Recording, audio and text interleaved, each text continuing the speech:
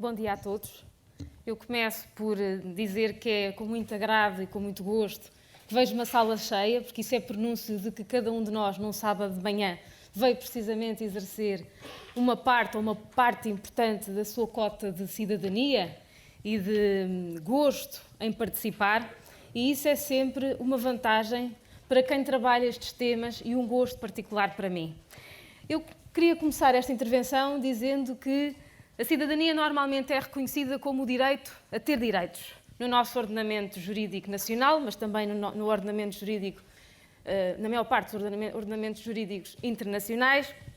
As questões da cidadania ocupam um lugar primacial. Mas é também nesta área da cidadania que mais desafios são colocados, que mais desafios fazem sentir, porque a cidadania hoje não é a mesma cidadania de alguns séculos. A mediatização dos temas públicos mudou a forma como nós encaramos este setor, muitas vezes também o distanciamento entre os eleitores e os seus representantes, a mobilidade humana igualmente, o descrédito das instituições e, sobretudo, as novas tecnologias vieram mudar o paradigma de como podemos atuar, de como podemos participar e de como exercemos estes direitos. Mudaram, sobretudo, radicalmente a forma de avaliar e exercer esses direitos, ao mesmo tempo que aceleraram o ritmo com que todos nós somos confrontados com a informação e com o uso que podemos dar a essa mesma informação. Também criaram expectativas muito superiores aos cidadãos e desencadearam novas formas de escrutínio da realidade. Com a globalização e a intensificação dos fenómenos migratórios por todo o mundo, há alguns pressupostos tradicionais de cidadania, aqueles que eram típicos quando da formação dos Estados-nação, tornaram-se ultrapassados com uma forte alteração no domínio e na perspectiva de que cada um de nós conhece os assuntos, tem conhecimento da atualidade, ao mesmo tempo que a elite política. Vivemos, por isso, também, sob certo ponto de vista, um anacronismo territorial, na medida em que as fronteiras se diluíram nos mundos que as tecnologias nos oferecem e numa aldeia global que eu diria que nem McLuhan conseguiu antecipar. Esbarra também naquilo que Inácio Ramonet chamou os vários poderes globalitários. As novas propostas que aqui inserimos neste trabalho versam, por isso, estas dimensões e foram escolhidas seis temáticas onde procuramos dar algumas respostas e apresentar algumas medidas em concreto. A smart cidadania, a transparência, a inclusão, a ética, civismo e o compromisso coletivo, a participação e a justiça. Na área da smart cidadania, começamos precisamente por atribuir à internet um papel hoje absolutamente indelével nas nossas vidas. E consideramos que consagrar este direito no nosso ordenamento jurídico, como um direito fundamental, a par de outros que são tão importantes, é absolutamente fundamental. Eu gostava de dizer que há um estudo feito pela BBC, comparativo entre 26 países, que mostra precisamente que 1 em cada 5 adultos, mais ou menos, o que dá mais ou menos 79% da população, considera que este já deve ser um direito fundamental dos povos, até pela medida de ser hoje, muitas vezes, instrumento de medição do desenvolvimento desses mesmos povos. A internet hoje é uma ferramenta indispensável em quase todas as sociedades e, nomeadamente, com um grau de desenvolvimento nas sociedades industriais avançadas.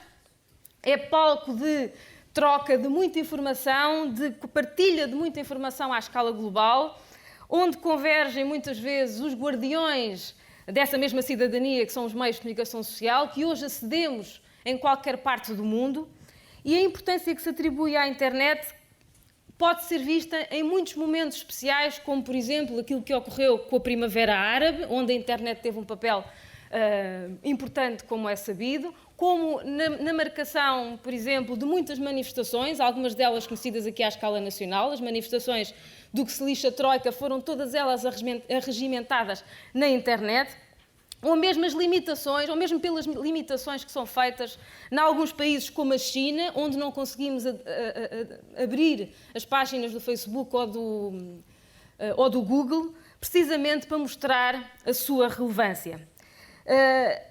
Por estas razões, mas sobretudo pelo interesse, importância e ligação que a internet hoje tem nas nossas vidas, a plataforma sugere que ela possa ser constituída e consagrada como um direito fundamental. Ter internet também é ter um conjunto de direitos, nomeadamente o direito à privacidade. E por isso mesmo também a plataforma fala nessa perspectiva de reforço e proteção dos nossos dados, de reforço e proteção, sobretudo, de imagens, de dados pessoais, de dados de saúde, de dados de bens de consumo. Nós sabemos hoje que boa parte da população, ou muita população, já faz compras online. É preciso também haver essa regulamentação que nos proteja, nomeadamente nos dados que podemos deixar num rastro na internet quando a vamos utilizando. Outro princípio que é importante ainda na Smart Cidadania é a questão da neutralidade da internet. É muito importante acolher o princípio da neutralidade da internet. O que é que isto quer dizer? Nós, quando nas nossas casas e nos nossos serviços acedemos à internet, muitas vezes temos pouca noção de quantas empresas é que estão por detrás do serviço que nos é oferecido. Isso acontece também quando abrimos a torneira e deitamos água. Muitas vezes não nos apercebemos que por trás da água que bebemos há um conjunto de serviços que está associado. Também aqui, no caso da internet, nós temos esta questão da neutralidade como central porque ela corresponde não só ao modelo de governação, mas a um modelo de governação em que é preciso cautelar que não existam discriminações, a não ser por razões de segurança, de saúde pública ou de superior interesse público, e que não hajam discriminações, porque nem sempre sabemos bem, mas houve uma época, não há muito tempo, em que, quer ao nível da atribuição dos domínios, quer ao nível do custo dos domínios, a perspectiva de se discriminar positivamente quem pagava mais por esses domínios era precisamente uma realidade. O princípio da neutralidade, precisamente, oferece esta proteção ao cidadão comum no sentido de evitar o confinamento da informação. A informação deve, de facto, estar aberta e disponível para todos. E esta é uma das premissas que está patente nesta questão da neutralidade da internet. Propomos também uma loja de cidadão online, ou em linha. A loja de cidadão online seria, porventura, uma forma de tornar mais prática a nossa participação e a nossa interação com os diversos serviços da Administração Pública Central. Criaríamos um balcão único digital, onde poderíamos realizar todas as transações que normalmente realizamos numa loja de cidadão, podendo ser também acedida através de aplicações simples para dispositivos móveis, sem prejuízo de que esta simplicidade possa trazer alguma entropia ou trazer alguma dificuldade. Ou seja, é muito importante que estas aplicações sejam suficientemente acessíveis a pessoas, por exemplo, com menos competências ao nível digital ou até com menos competências ao nível de literacia. Portanto, um aplicativo simples que permita dotar esta funcionalidade das valias que encontramos numa loja de cidadão tradicional. Outro tema que nós desenvolvemos foi a transparência. E no que toca à transparência, introduzimos um novo paradigma. O princípio que pretendemos instituir é o de ser disponibilizada toda a informação do setor público que não tenha cariz reservado em páginas web de acesso livre. Nós acreditamos que o ter a informação toda disponibilizada, mais uma vez, ressalvo a ideia, toda a que não tenha cariz reservado, dá uma margem de acesso aos dados e depois de informação sobre os dados que traduzem um novo paradigma que até hoje ainda não foi seguido e não foi alcançado. Consideramos que esta medida seria abonatória também no limite do escrutínio e da perscrutação do trabalho destas mesmas entidades. Propomos também a criação de um observatório de dívidas e de encargos geracionais. Esta questão é colocada depois, precisamente, de 2011 e é colocada, sobretudo, depois da ruptura financeira que causou em muitos setores alguma perplexidade. Criar uma entidade independente e regida estritamente por critérios técnicos que tenha por missão tornar acessível e transparente o número das dívidas e os eventuais encargos futuros que são levados a cabo por entidades públicas poderão, eventualmente, levar o cidadão não só a conhecê-los, mas a identificar falhas e, porventura, a sugerir melhorias do sistema. Depois, regular o lobbying. É uma questão relativamente recorrente em discussões, mas que, efetivamente, tendo paralelo no quadro internacional, ainda não foi prosseguida no âmbito nacional. O que a plataforma propõe é criar um enquadramento legal para a atividade de lobbying, balizando eventualmente os termos em que pode ser exercido, estabelecendo um conjunto de matérias e agentes que não podem ser abordados. Nós sabemos que existe já um número considerável de países, nomeadamente os Estados Unidos, França, Polónia, entre outros, em que os chamados grupos de interesse ou grupos de pressão constituem um mecanismo importante pela qual o cidadão pode fazer chegar as suas ideias, as suas necessidades ao Executivo. É um pouco essa a ideia que aqui está patente, mas uma pergunta que, porventura, pode ocorrer e que eu acho que é indispensável desde já dirimir é em que é que se distinguem, então, estes lobistas dos partidos?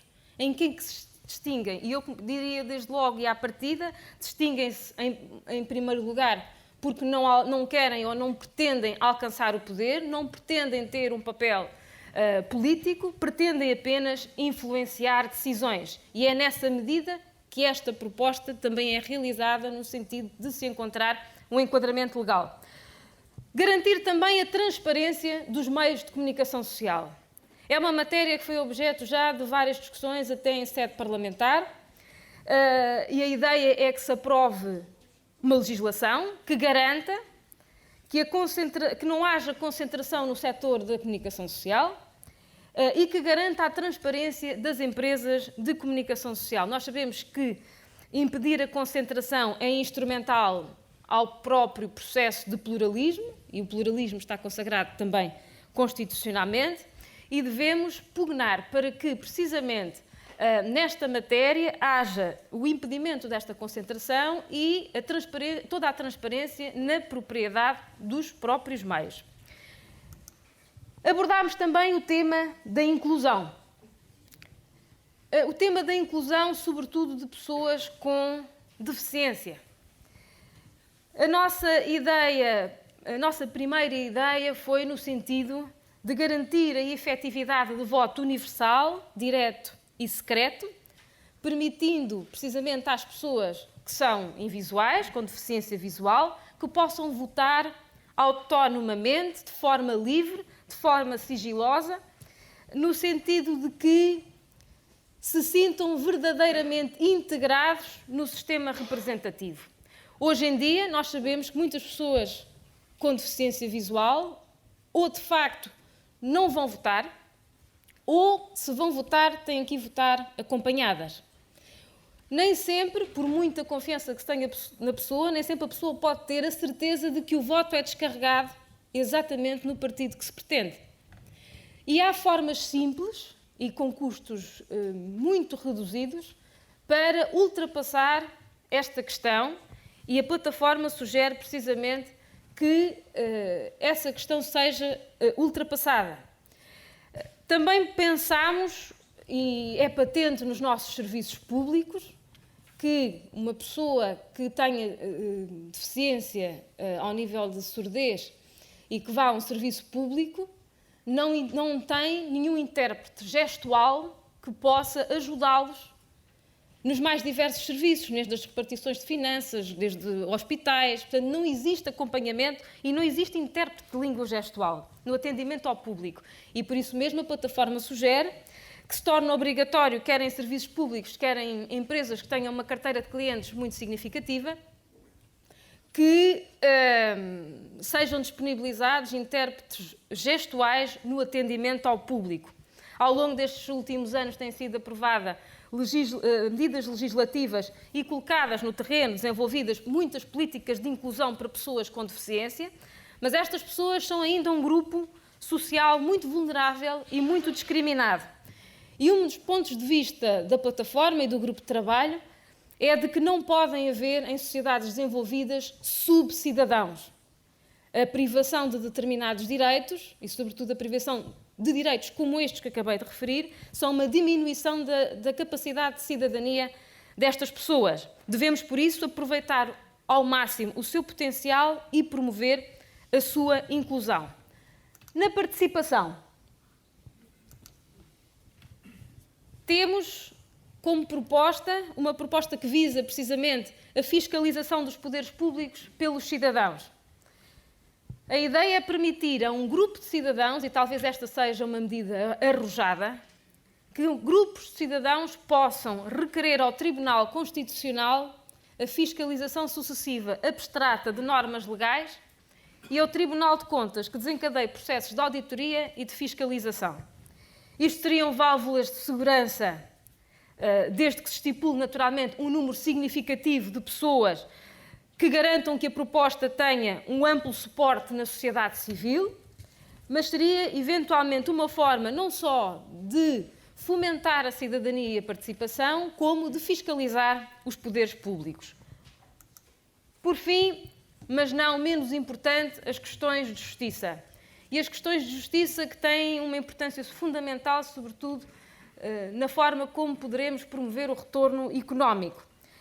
A celeridade da justiça talvez seja o ponto focal mais significativo que nos interessa aqui recuperar. E, nessa medida, propomos a reformulação do modelo de formação e do sistema de avaliação dos juízes no sentido de criar ou de promover uma cultura de celeridade processual e de justiça material, em detrimento de uma justiça mais formal, e, por outro lado, a generalização de julgados de paz em todo o território nacional, bem como o alargamento da sua competência.